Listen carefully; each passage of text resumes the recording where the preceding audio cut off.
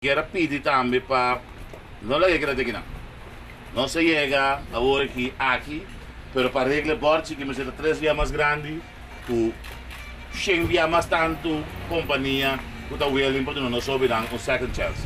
Que me andi, questa aqui me quiera, llama Danke Trobe, pues es un esfuerzo conjunto esa guitarra. Un team, a manera de visitar ahora, no, Messi son un poco ganas, no juega.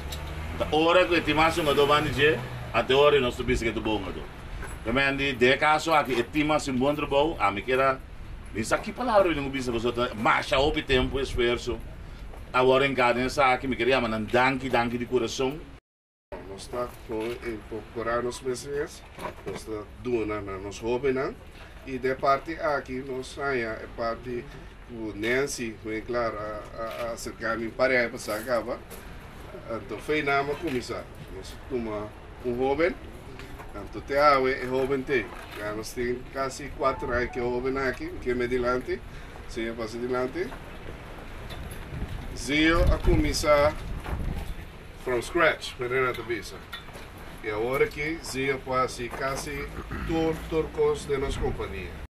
Het is natuurlijk absoluut niet mogelijk om met een geweldig team dit project op poten te zetten en om het tot een goed einde te brengen. Ik wil je voorstellen, mevrouw Rosa Perez, onze maatschappelijk werkster van de groep.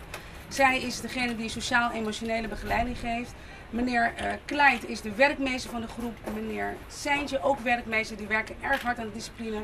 Vooral op de forten, in het voortraject. Meneer Rovers is projectcoördinator, die zorgt ervoor dat alles op rolletjes loopt. En uiteraard Evelyn Rossini, meneer Rossini is trajectbegeleider. Ik wil jullie uit de grond van mijn hart, team, ik ga bijna huilen. Dan wil ik jullie bedanken voor alle inzet die jullie hebben gepleegd. We hebben heel veel gedaan met de jongeren.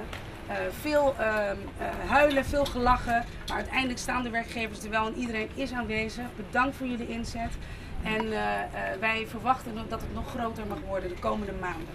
Een applaus voor het team alstublieft.